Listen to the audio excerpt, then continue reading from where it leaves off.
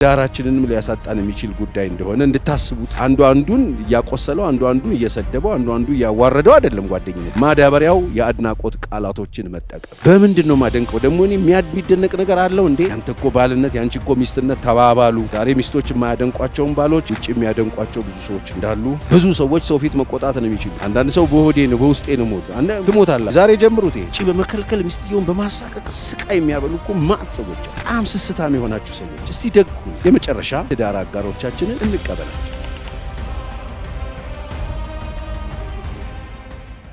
ትዳራችን ፈውስ ሰጡንን ሐሳቦች አብረን በጋራ እናያለን ማለት ነው። ስለ አንደበታችንን በጣም እንጠብቀው የሚገባ አንደበት ሃይማኖት የሚያሳጣን ከሆነ አንደበት ትዳራችንንም ሊያሳጣን የሚችል ጉዳይ እንደሆነ እንድታስቡት። የትዳር ማሳደጊያ ወይም ማዳበሪያዎቹ ትዳራችንን የሚያሳድግልን ቅመሞችን ሶስት ማዳበሪያዎችን በፍጥነት ተሰጣቸዋል። ስለዚህ ባልና ሚስቶች እንግዲህ ማንም ባል ሚስቱ ስታገባው ማንም ሚስት ባሏ ሲያገባት ባሏ ንግግር ተማርካ በሚስቱ ንግግር ተማርኮ እርስ በርሳቸው ኮንቨርሴሽን ኖሯቸው አንዳቸው ከአንዳቸው ጋር ቃላት ልውውጥ ነበር። መቼም በቃላት ልውውጡ ሰዓት አንዱ አንዱን እያቆሰለው፣ አንዱ አንዱን እየሰደበው፣ አንዱ አንዱ እያዋረደው አይደለም ጓደኝነት። በእርግጠኝነት በጣም ደስ የሚል አይናለሽ፣ ደስ የሚል አቤት ቁመት ደስ ይላል፣ ንግድ ደስ ይላል፣ ድምጽ ደስ ይላል አይደል? የተጀመሩት እነሱ ናቸው። ሲጀመሩ የተለያዩ ነገሮችን ምንላቸው ነገሮች ነበሩ። ስለዚህ ዛሬ ወደ ኋላ መለስ ብለን ትዳራችንን ሊያነጽ የሚችል አንድ ቀን ትዳር እንድንይዝ ምክንያት የሆነን የማያስፈልግ መስሎን የጣልነው አንድ በጣም የህይወት ቁም ነገር እናነሳለን። የመጀመሪያው ትዳራችን ጠቃሚ የሆነ ትዳራችንን የሚያበረታታ ትዳራችንን የሚያሳድግ የሚያፋፋልን ማዳበሪያው የአድናቆት ቃላቶችን መጠቀም። ዛሬ ስንት ባሎች ናችሁ ሚስቶቻችሁን ያደነቃችሁ? ዛሬ ከነጋ ስንቶች ሚስቶች ናችሁ ባሎቻችሁን አፕሪሼት ያደርጋል? አንዱ አንዱን ማድነቅ አለ። በምንድነው ማደንቀው? ደግሞ እኔ የሚደነቅ ነገር አለው እንዴ? የኔ ባል የሚደነቅ ነገር አለው እንዴ?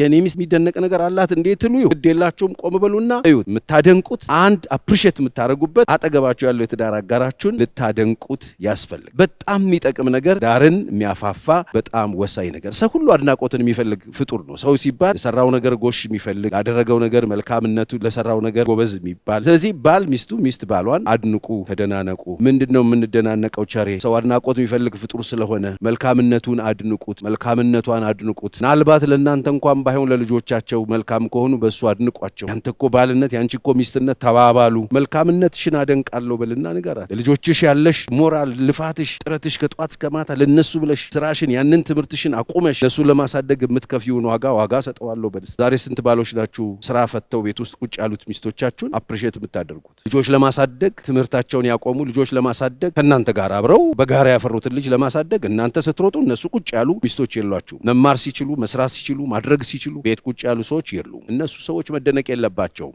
ለሰው ለልጆች፣ ለትውልድ ለመጡ እንግዶች የዚህን የሚያክል ዋጋና ቦታ የምትሰጪ ጀግና ሚስት ነሽ ብልሃት አለኝ። ሰው ለተግባሩ ምስጋና የሚፈልግ ላደረጉት ነገር ቴንኪው አይ ግዴታው ነው አትባባሉ። ኃላፊነቱ ነው አትባባሉ። ግድ የላችሁም። አጠገባችሁ ያሉትን ሰዎች አድንቋቸው። ዛሬ ሚስቶች የማያደንቋቸውን ባሎች ውጭ የሚያደንቋቸው ብዙ ሰዎች እንዳሉ እንዳትረሱ። ስለዚህ አድናቆቶቻችንን አንዳንድ ጊዜ እርስ በርሳችን ብቻ ስንሆን ሳይሆን ልጆችም እያሉ ቤተሰቦቻችን እያሉ በግልጽ ሰዎች ፊት አንዳችንን ማድነቅ በጣም ጥሩ ነው። በሰው ፊት አንዳንድ ሰው በሰው ፊት ያደንቃል፣ ፊት ለፊት አያደንቅ። በሰው ፊት እኮ ለኔ ጀግንነት ያወራል፣ ስለኔ ምርጥነት ያወራል፣ ስለኔ መልካምነት ያወራል ባሌ ይላል። እኔን ግን ምንም ብሎኛ አያውቁም። ለምንድነው በሰው ፊት ያልከውን ለሚስት ማለት ያቃት? ጌታችሁን የሚያፋፋ ደስ ምን ይሆናል? አይ ትዕቢት ቢጥለውስ ይውደቅ። ትዕቢት አይጥለውም፣ የሚስት አይጥልም፣ የባል አይጥልም፣ የሚጥለው የሌላ ነው። ስለዚህ ባሎች ሚስቶቻችሁ፣ ሚስቶች ደግሞ ባሎቻችሁን እንድታደንቁ ያስፈልጋል። ብዙ ሰዎች ሰው ፊት መቆጣት ነው የሚችሉ፣ ሰው ፊት ማድነቅ አይችሉ። በተለይ ወንዶች በደንብ ብትሰሙኝ በጣም ጥሩ ነው። ይሄ ሚስቶቻችሁ ላይ በጣም ሙድ የምትይዙ አንዳንድ ሚስቶችም አሉ ባሎቻቸው ላይ ሙድ የሚይዙ፣ ይሄ ተገቢ ማለት። ስለዚህ እርስ በርሳችሁ ተደናነቁ፣ በዘመዶቻችሁ ፊት ተደናነቁ። ምንም ችግር የለም። ሚስቱን ያደንቃታል ብሎ የሚደፍርብህ ቤተሰብ የለም። በዘመድ ፊት ሚስትህን፣ በዘመድ ፊት ባልሽን በፍጹም ይሄ ግብዝነትን ያመጣል ምናምን አትበል። በፍጹም እውነት ስለሆነ ባል ሚስት ባልሆን ባደረጉ ቁጥር ትዳራቸው እያደገ ምናልባት በትዳራችሁ መሀል እንኳን ሊገቡ የሚያስቡ ሰዎች ካሉ ሲልድ እያደረጋችሁ እየገጠማችሁት የምትሄዱበት ግሉ ይሆንላቸው። አንዱን ማድነቁ በጣም ወሳኝ ስለሆነ አድናቆት ሲሰጠን ደስ እንደሚለን ሌላውም ሰው ስናደንቀው ደስ እንደሚለው አውቀን ግለኛ እንዲህ ሲደረግልን ደስ እንደሚለን ሌላው ሰው ማድረግ ጥሩ ነው። አንዳንድ ሰዎች መዋጥ ብቻ እነሱ ብቻ መደነቅ እንጂ ሌላውን ሰው ማድነቅ ሌላውን ሰው አፕሪሼት ማድረግ ስለማይወዱ ስለማይችሉ ትችላላችሁ። እናንተ ስትደነቁት ደስ ብሏችሁ ታዲያ ሌሎች ሰዎች ብታደንቁ ምን ችግር አለ? ይሄን ብታደርጉ በጣም ጥሩ። በነገራችን ላይ ታውቃላችሁ የማፍቀር አንዱ መንገድ አጠገባችን ያሉ ሰዎችን እንደምናፈቅራቸው፣ እንደምንወዳቸው፣ እንደምናስብላቸው ለነሱ ያለን ክብር ቦታ በጣም የተለየ መሆኑን የምናሳይበት መንገድ አንዱ ይሄ ሆዴ ነው የሚባል ነገር። አንዳንድ ሰው በሆዴ ነው በውስጤ ነው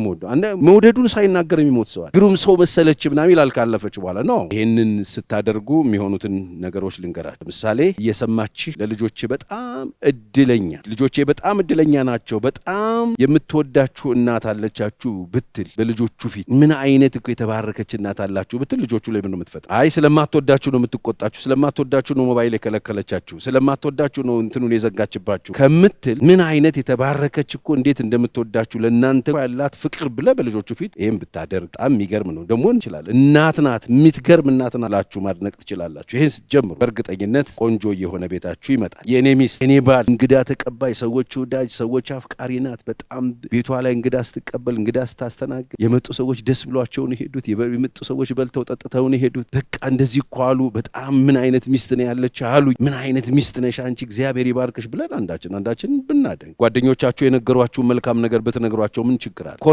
ኮራውብህ የኔ ሚስት የኔ ባል አንተ ልዩ ነህ አንቺ ልዩ ነሽ ብትሉ ምን ችግር አለ? ትሞታላችሁ። ዛሬ ጀምሩት። ይሄ የኔ ሚስት በዚህ በጣም ምንም አይወጣላት። ማህበራዊ ግንኙነት ላይ አንደኛ፣ የሄደችበት ስፍራ ሁሉ በጣም ጥሩ ሳትፎ የምታደርግ ሰዎች ጋር በጣም የምትቀርብ፣ ድር የሆነ ነገር ሲፈጠር ሰው ሲሞት ለመቅበር፣ አብራ ለመሮጥ፣ በችግር ጊዜ ገብቶ ለመስራት፣ አብሮ ለመሳተፍ፣ አቢ ላይ ያሉ እንቅስቃሴዎች ላይ አክቲቭ ነው። በዚህ ሁሌ እንዳደነኳት ነው። እኔም ብዙም አልችላቸውን የኔን ክፍተቶች የሞላች ጎበዝና ጀግና ሚስት ነው ያለችኝ። እኔ ሁል ጊዜ አደንቃታል። ሁለተኛ ቤታችሁን በጣም የሚያፋፋላችሁ ለቤታችሁ እንደ ማዳበሪያ የሚጠቅማችሁ አንዳችሁን ደግነት ተግባር መፈጸም፣ አንዳችን ለአንዳችን ደግነትን ማሳየት። መጽሐፍ ቅዱስ በኤፌሶ ምዕራፍ 4 እኮ ቁጥር 31 አካባቢ የሚናገረው እርስ በርሳችሁ ቸሮችና ሩሩሆች፣ ደግነት፣ ቤትን ማፍራት። ቤታችሁን በጣም እንዲፋፋ ከፈለጋችሁ እስቲ ባሎች ተነሱና ደግ ሁኑ ለሚስቱ።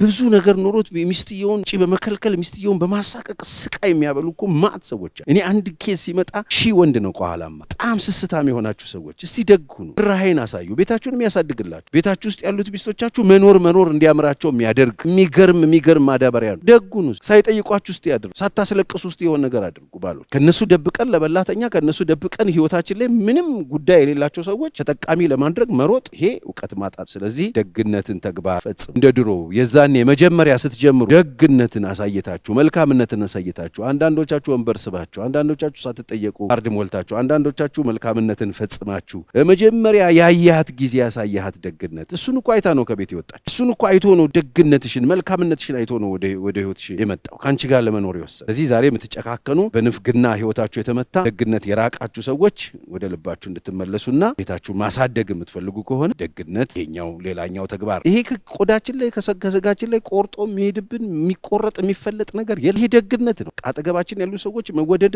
ርቧቸው፣ መታቀፍ ርቧቸው፣ አፕሪሼት መደረግ ርቧቸው፣ አንዳችን ለአንዳችን ያለን ራሄና ደግነት ጠፍቶባቸው ባሌ ጨክንብኛል አይወደኝም ለእኔ ፍቅር የለውም እስኪሉ ድረስ ያደረስ ነው እኛው። ይህንን ማን እንዲሰራል ነው ምጠ እጆቿን ያዝና እንደ በፊት አይኗን እያየ እንደምትወዳት እንደምታስፈልግህ በጣም እንደምትወዳት ንገር።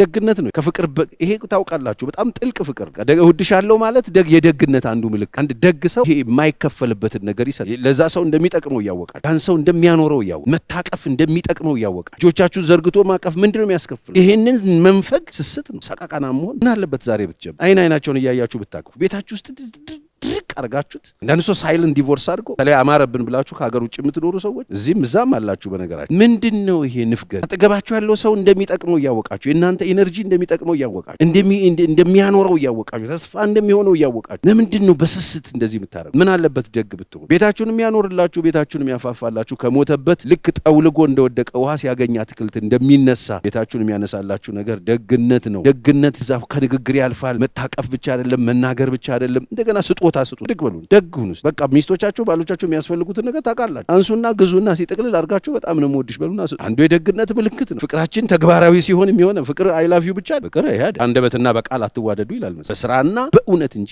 ስራና እውነት ምንድን? ስጦታ ስጧቸው፣ ስጦታ ስጡ። ደግነትን አሳዩ፣ መልካምነትን አሳዩ። እስቲ ሰርፕራይዝ አድርጓቸው ባሎቻችሁን፣ ሚስቶቻችሁን። ደግ ሁኑ፣ እስቲ ቸር ሁኑ። በቃ ሺህ ዓመታት ነው። ዛሬ መጨረሻችሁ ቢሆን የምታደርጉ ምን ትሆናል? እኔ ከባድ ነገር አይደለም። በቃ አድርጉትና ደግ ሁኑና ሙቱ፣ ቸር ሁኑና ሙቱ። ይሄ ጸሎቱም ጸበልም አይደለም። የሚፈልገው። ይሄን አድርጉ። ተግባር ነው የሚፈልገው። ተጣልታችሁ የተለያያችሁ ሰዎች ተነሱና ታረቁ። ማንን ነው የምትጠብቁ? ማን እንዲመጣ ነው የምትጠብቁ? ማንም አይመጣላችሁ። ይሄው እግዚአብሔር እኔን አቁሞ ያስለፈልፈኛል፣ ሂዱና ታረቁ። ደጉ ነው። ይሄ ደግነት ምልክት። ይሄንን ማድረግ ተስኗችሁ ውጭ ወጣችሁ ደጉ ሳምራዊ ለመባል ቸርነትን ታረጋላችሁ። ይሄን ያህል ብር እሰጣለሁ እኔ ደጉ ውሸታም በረንዳ አምፖል አንተ ቤት ሂድና አብራ መጀመር ስራ አግዙ። ይሄ ብዙ ለኢትዮጵያ ወንዶችና ቤተሰቦች ትንሽ አስቸጋሪ ነው፣ ግን አግዙ። ኢትዮጵያውያን ከሀገር ውጭ ሲወጣ በጣም ነው የሚተጋገዙ። ተነስተው ሳህን አጥበው ሩዝ ቀቅለው የሚሰራ ሰርተው አብረው ነው በጋራ። እዛ ሰራተኛ የለም ደላላ ምናምን ቤት አይሰራም፣ አብረው ነው ተጋግዘው። ስለዚህ ተጋገዙ። ባሎች ሚስቶቻችሁን አግዙ፣ በስራ አግዟቸው፣ ቤት ውስጥ ልጆችን በማቀፍ አግዟቸው፣ ልጆችን በማጠብ አግዟቸው፣ ልጆችን በመጠበቅ አግዟቸው። ቀን ሙሉ ሲለፉ ከኋሉ ማታ ስትገቡ እናንተ ስራችሁ ልጆቻችሁ ነው መሆን ያለበት። ሞባይሎቻችሁን ጣሉ። የመጨረሻ ትዳር አጋሮቻችንን እንቀበላቸው። ገባችሁ በኋላ የእግዚአብሔር ፈቃድ ነው ወይ የምትሉ ጤነኛ ያልሆናችሁ ሰዎች ወደ ልባችሁ ተመለሱ። ካገባችሁ በኋላ የትዳር አጋራችሁን ለመለወጥ ጠዋትና ማታ ስራ የፈጠራችሁ ሰዎች ተመለሱ። ካገባችሁ በኋላ የትዳር አጋራችሁን በጭቅጭቅ በንዝንዝ ቤታችሁን ሲኦል ያደረጋችሁ ሰዎች ተመለሱ። ስለዚህ ምን እናድርግ? ካገባችሁ በኋላ የትዳር አጋራችሁን እንዳለ ተቀበሉ። ኃይለኛ ናት፣ አዎ እንዳለ ተቀበሉ። ኃይለኛ ነው፣ እንዳለ ተቀበሉ። የትዳር አጋሮቻችሁን ቁጭ አድርጋችሁ የምትመክሩ ጤነኛ ያልሆናችሁ ሰዎች ወደ ልባችሁ ተመለሱ። በጊዜ እንዳትሞቱ ብትስተካከሉ ጥሩ። እናንተ መካሪ ሳትሆን ባል ሆናችሁ ነው የገባችሁ። እናንተ ስታገቡ ባሎቻችሁን ሚስት ልትሆኑ እንጂ መካሪ ልትሆኑ አይደል። እዚህ ሲሪየስሊ ቤታቸው ውስጥ ባሎች ሚስቶችን፣ ሚስቶች ባሎችን ለመምከር ቁጭ ብለው እንደሚፈልጉት አድርገው ሞልድ አድርገው ለመምከርና ለማስተካከል እንደ ፈቃዳቸው እንደሚፈልጉት ለማድረግ የሚደክሙ ምስኪን ሰዎች አሉ። አትድከሙ። መስፈርት ይዘው የገቡ ሰዎች አሉ ትዳራቸው ላይ ይሄን አልወድም ይሄን አልወድም የሚባል መስፈርት የሚሰራው ከጋብቻ በፊት ነው። ትዳር አጋሮቻችንን ስንመርጥ መስፈርት ይዘን መምረጥ እንችላለን። ከገባም በኋላ መስፈርት የለም፣ ያለው መቀበል ብቻ ነው። ቤታችሁን በየቀኑ እየወጋችሁ እያበላሻችሁ ያላችሁ ሰዎች ወደ ልባችሁ እንድትመለሱ በጌታ ፍቅር ጠይቃችኋለሁ።